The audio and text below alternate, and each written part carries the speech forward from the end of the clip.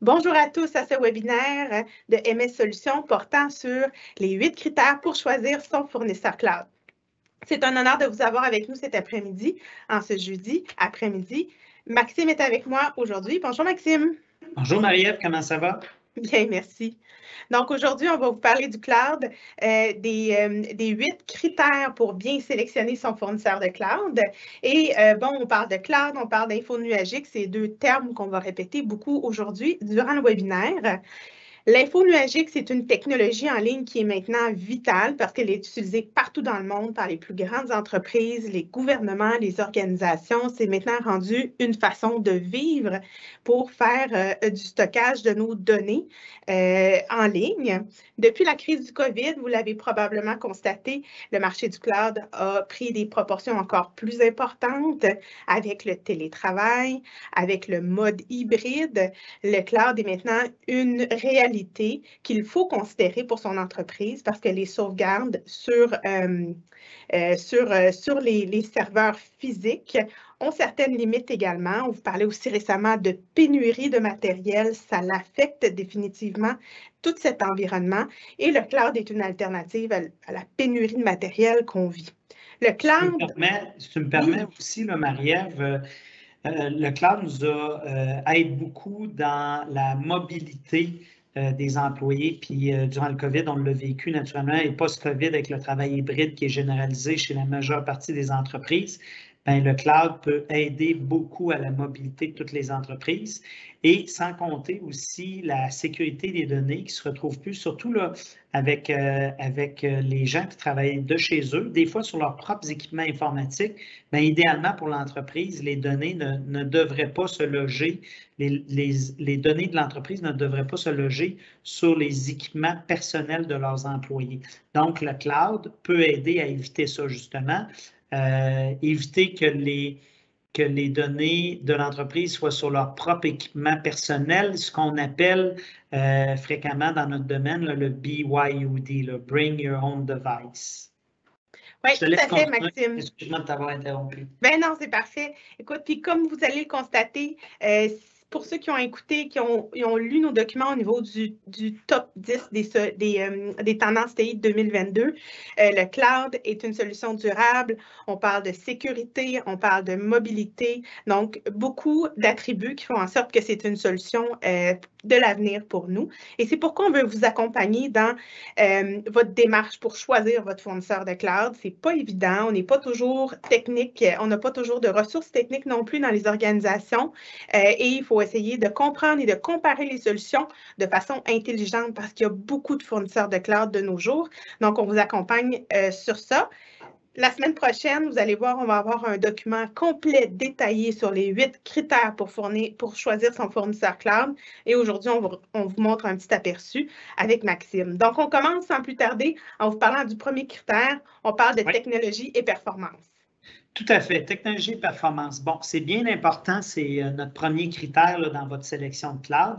De bien choisir les performances qui sont dans le cloud, d'évaluer la vitesse, la fréquence des processeurs virtuels que vous avez, la vitesse d'écriture sur les disques, les opérations simultanées, le IOPS, ce qu'on appelle en anglais, sur les disques, la mémoire partagée ou réservée, le ballooning, que ça s'appelle.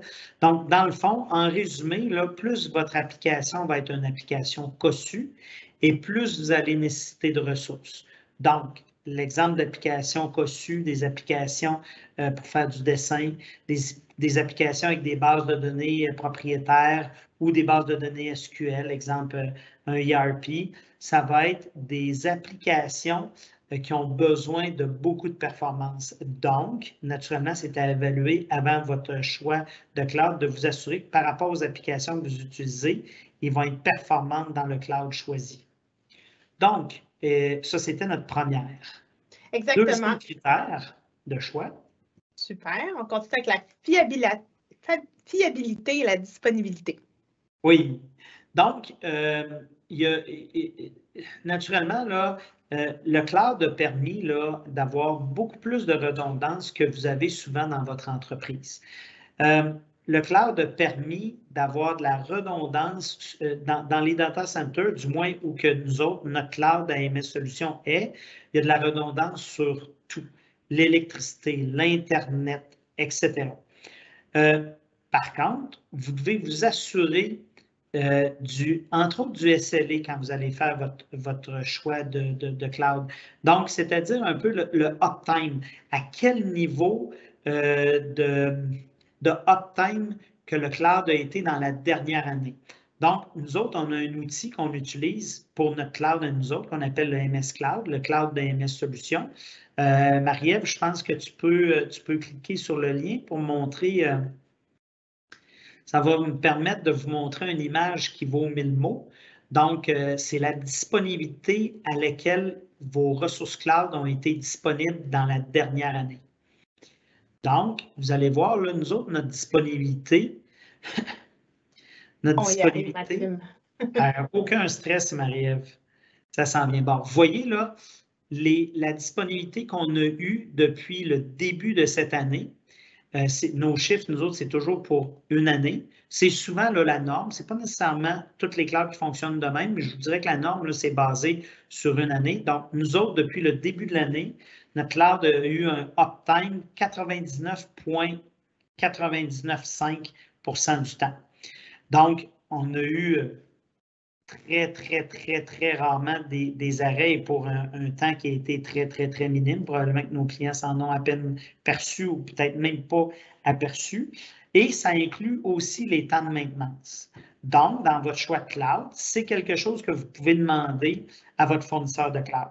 Nous autres, c'est un outil qu'on a commencé, c'est un outil qu'on a mis en place. On le calculait plus manuellement dans les années passées. Là, on a automatisé ce processus et c'est même un lien qu'on a partagé à notre clientèle pour qu'ils voient le uptime de notre cloud. Donc, deuxième critère de sélection, c'est la proximité. Proximité, bien, tu sais, des fois, vous allez tenté de choisir un fournisseur cloud à l'étranger. Bien, naturellement, là, avant de faire ces choix-là, tu sais, des fois, les gens vont être tentés à faire ce choix-là parce qu'il peut arriver que les clouds à l'étranger vont être moins dispendieux. Par contre, certains bémols à vous donner avant de faire ces choix-là. Qu'est-ce qu'on vous conseille, là, nous autres, c'est de choisir un cloud au moins dans l'Est du Canada et même idéalement au Québec. Puis, bien, les raisons sont les suivantes. Première des choses, il peut y avoir des enjeux reliés au Patriot Act. Vous savez, suite aux attentats du 11 septembre 2001, les Américains avaient passé une loi, une loi, le Patriot Act, qui leur donnait accès à n'importe quelle donnée sur le territoire américain.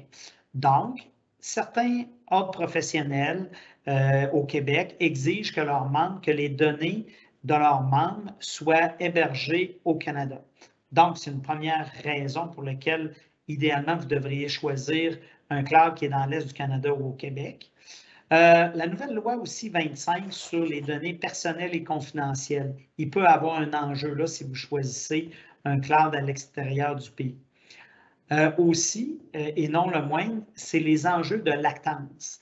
Enjeu de latence, c'est dans le fond, même si vous avez un Internet très rapide, il y a quand même un temps que prend votre commande sur votre clavier qui va jusqu'à votre serveur qui est dans le cloud et effectue la commande dans votre serveur et revient à vous. Bien, il y a un temps pour ça que ça prend. On parle de souvent des fractions de secondes, mais il reste que ça peut créer des lenteurs. Donc, plus que vos données, votre serveur, vos données et vos applications vont être hébergées dans un data center loin de votre entreprise, à l'extérieur du Canada ou peut-être même dans un autre continent, ça peut apporter des latences à vos applications, ce qui va être un petit peu dérangeant, honnêtement. Donc, critères, et puis tu sais, Marie-Ève, si tu as des choses à rajouter, n'hésite pas à embarquer dans la conversation. Tout à fait. Continuons avec la sécurité et la conformité, c'est vraiment un critère extrêmement important. Donc, sécurité, conformité, bien, il faut considérer les certifications que le data center qui héberge votre cloud, les certifications qu'il possède. Nous autres, d'entrée de jeu, je peux vous dire que on est présent dans 2 data centers ici au Québec, notre cloud. soit Vantage Québec et Vantage Montréal. Dans ces deux cas-là, c'est des data centers de classe mondiale. C'est des data centers qui ont les certifications ISO 27001, SOC 2, PCI DSS et c'est des data centers de tiers 3. Même là, les données de Microsoft, quand que vous êtes sur Microsoft 365, normalement, là, vos données sont dans Vantage Québec, en principe. Donc, les certifications ou la conformité, si on veut, du data center dans lequel votre cloud est hébergé, c'est bien important. C'est un critère de sélection. Donc, prochain critère, la compatibilité. Donc, il est très important de ne pas prendre pour acquis que tous les matériels et applications peuvent communiquer aisément entre eux quand vous êtes dans le cloud. Il y a certaines vérifications à faire. Si l'application, entre autres, va fonctionner dans le cloud, il y a certaines applications, la majorité, là, prenons pour acquis que la majorité des applications, honnêtement, fonctionnent bien dans le cloud. Surtout, là, le cloud est très fréquent. Nous autres, on est présents. On fournit du cloud, de l'info nuagique à nos clients depuis maintenant près de 12 ans. Donc tu sais, ça a beaucoup évolué. Par contre, il reste encore là, des bémols à avoir sur certaines applications. Puis je vous dirais, c'est certaines souvent applications qui sont branchées physiquement à des machines comme des machines de production pour des entreprises manufacturières, où souvent, qu'est-ce qu'on recommande? C'est un environnement hybride. Avoir certaines applications et ou serveurs locaux pour faire fonctionner ces machines de production-là et d'autres applications ou services qui peuvent être dans le cloud.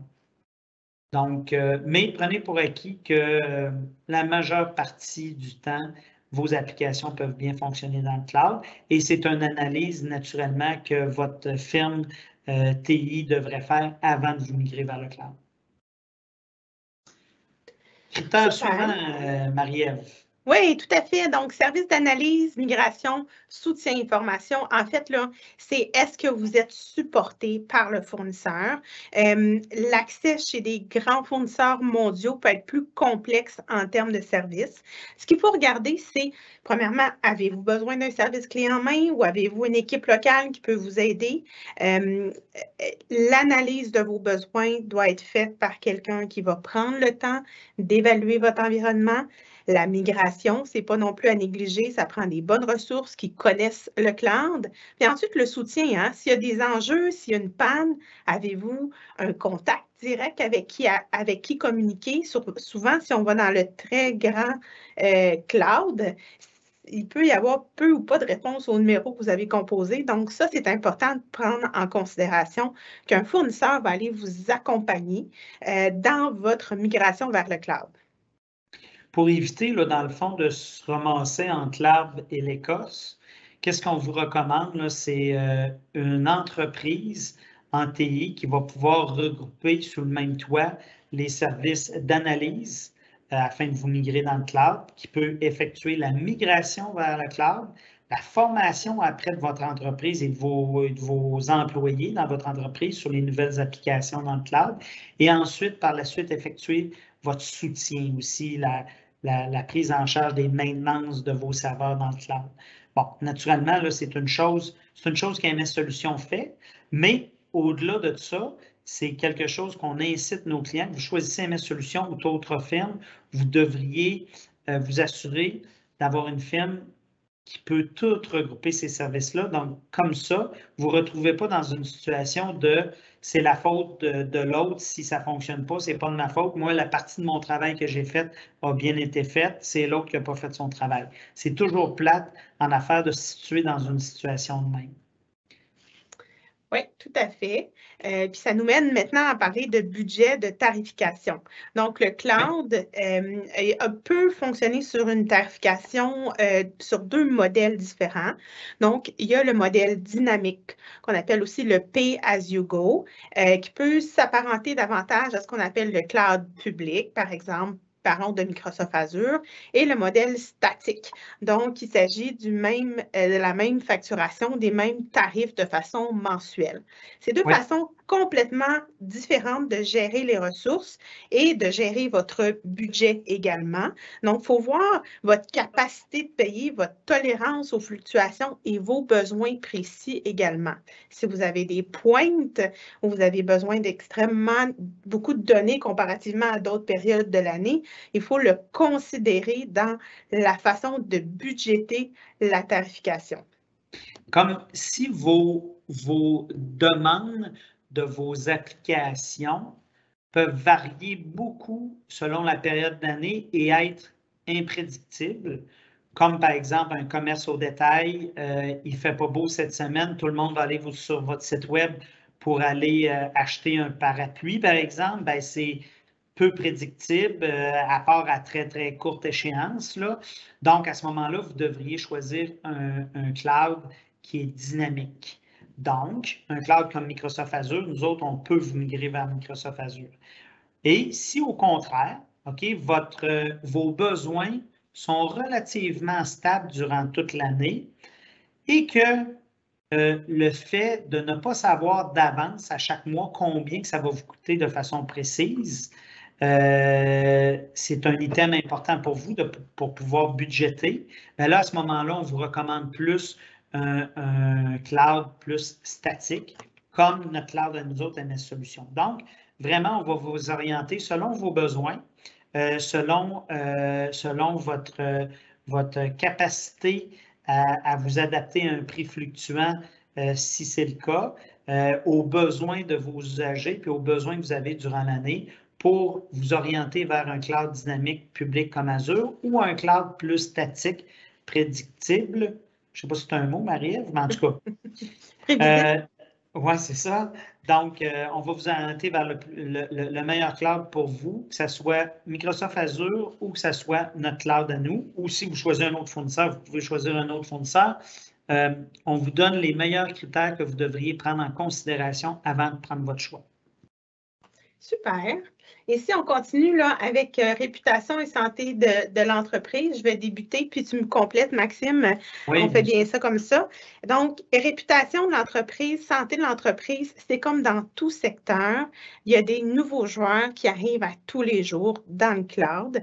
Il ne faut pas oublier que vous avez une certaine relation de dépendance parce que vos données sont dans le cloud de cette entreprise-là. Et c'est extrêmement important d'aller prendre une entreprise avec une bonne réputation, une bonne santé financière, qui a un historique et qui pourrait aussi vous fournir des références. Donc, assurez-vous de bien faire vos devoirs pour voir les histoires à succès, les références, le nombre d'années en affaires. Est-ce qu'ils sont seulement dans le cloud ou est-ce qu'ils ont plusieurs lignes d'affaires? S'ils ont une multitude de services aussi, ça peut toujours donner une certaine stabilité à l'entreprise. Donc, on vous recommande de faire bien attention puis de bien étudier aussi la longévité de l'entreprise au niveau de son expérience en cloud. Là-dessus, juste des petites informations sur MS Solutions. Marie-Ève, MS Solutions est dans le domaine des TI depuis plus de 33 ans maintenant. Et nous avons plusieurs centaines de serveurs virtuels dans notre cloud. Donc, et on est un fournisseur en solutions infonologiques depuis près de 12 ans, là, comme j'ai indiqué un petit peu plus tôt dans notre webinaire. Donc, on vient de vous énumérer les 8 critères pour faire votre sélection. Tu disais, Marie-Ève, que je crois qu'ils vont recevoir un document où on va pouvoir télécharger le document des 8 critères de sélection du cloud, c'est tout ça? Oui, exactement. Donc, dès le milieu de la semaine prochaine, vous allez recevoir une infolette qui va vous donner tous les détails sur un document plus étoffé sur ces 8 critères-là. Mais en résumé, c'est vraiment la bonne direction à prendre. Il y a déjà une majorité d'entreprises qui ont migré vers le cloud. Les tendances démontrent qu'éventuellement, tous les services, toutes les applications seront rendues sur le cloud.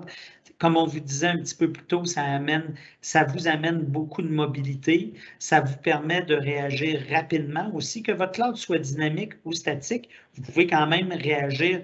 Quand il est dynamique, ça vous permet de réagir en temps réel, mais même quand il est statique, vous pouvez quand même réagir vite, c'est-à-dire vous appelez votre fournisseur et vous pouvez demander d'avoir plus de ressources pour que le cloud soit plus performant. Dans une situation où vous seriez avec des serveurs locaux, bien, ça vous amène souvent à faire l'acquisition de nouveaux serveurs ou d'un nouveau serveur pour augmenter vos ressources, pour augmenter les performances de votre cloud ou pour juste accommoder une nouvelle application ou des nouveaux usagers qui arrivent chez vous dans votre entreprise. Mais ça a un délai. Et ça a un délai dans le cas actuel où que les équipements informatiques, c'est comme plusieurs équipements sur le marché actuellement, il y a des pénuries, donc ça veut dire des délais d'approvisionnement beaucoup plus longs. Donc, le cloud vous permet de parer à ça parce que naturellement, là, il y a du provisioning, il y a déjà de la place dans tous les clouds, là, peu importe que ce soit notre cloud à nous autres ou Azure ou n'importe quel autre cloud, bien, souvent, il y a de la place pour prendre des nouvelles ressources, des nouveaux clients, etc. Donc, on vient à la fin de nos 8 critères et notre webinaire. Marie-Ève, donc, as-tu des questions de l'audience? Oui, on a quelques questions sur le cloud qui vont probablement s'adresser à toi, Maxime. Là. On parlait de...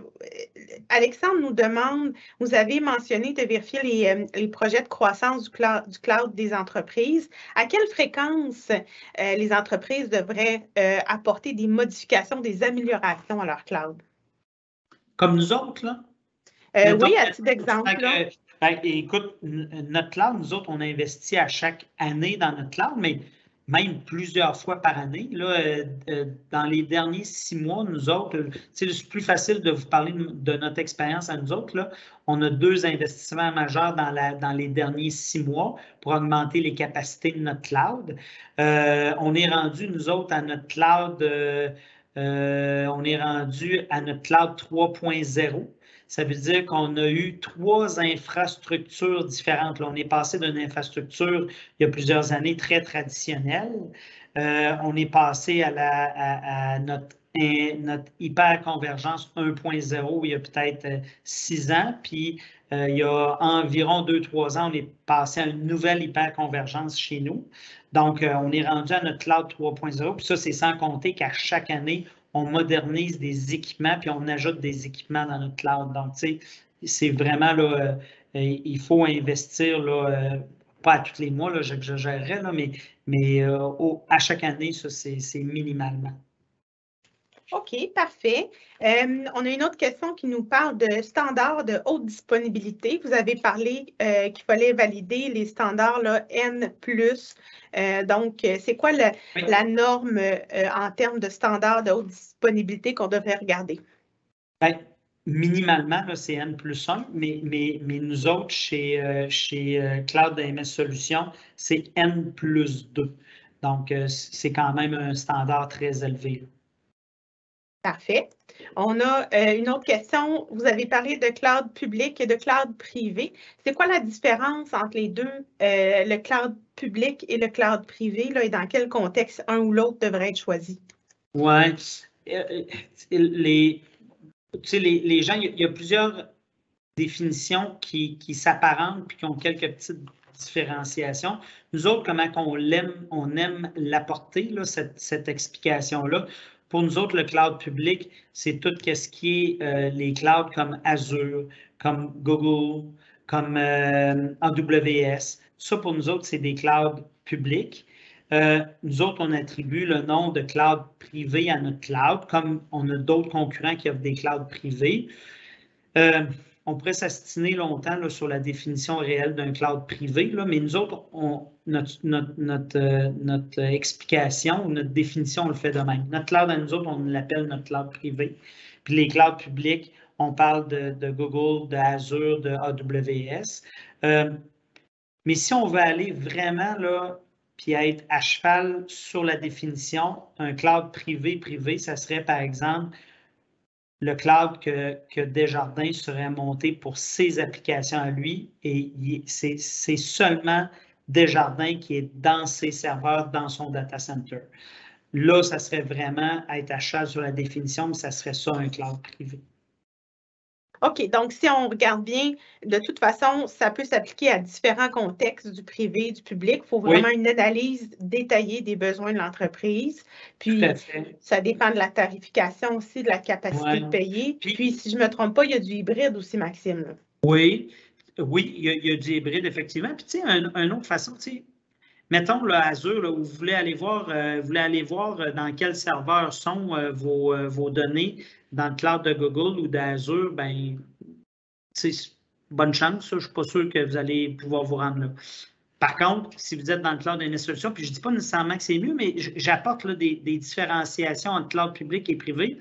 Vous êtes dans notre cloud, dans le cloud d'AMS Solutions, vous voulez aller voir le data center, puis aller voir où sont vos serveurs, bien, on serait capable de vous les montrer, on serait capable d'en prendre un rendez-vous, puis nous autres aussi, on doit prendre rendez-vous naturellement à moins d'urgence pour se présenter au data center, que c'est très, très, très sécurisé, mais on pourrait carrément aller vous montrer à quel endroit c'est hébergé. Donc, tu sais, ça peut être une autre différenciation là, entre un cloud privé et un cloud public. Super, Maxime. Je pense que ça répond à toutes les questions qu'on avait cet après-midi. Merci à tout le monde d'avoir été avec nous pour ce webinaire portant sur le cloud. N'hésitez pas, si vous avez d'autres questions, à nous contacter en privé. Et comme on vous disait, là, il va y avoir plus de détails disponibles pour vous aider à choisir votre fournisseur cloud dès la semaine prochaine. Merci, Maxime. Merci à tous. Merci à tous. Merci, Marie-Ève. Au prochain webinaire. Bye-bye.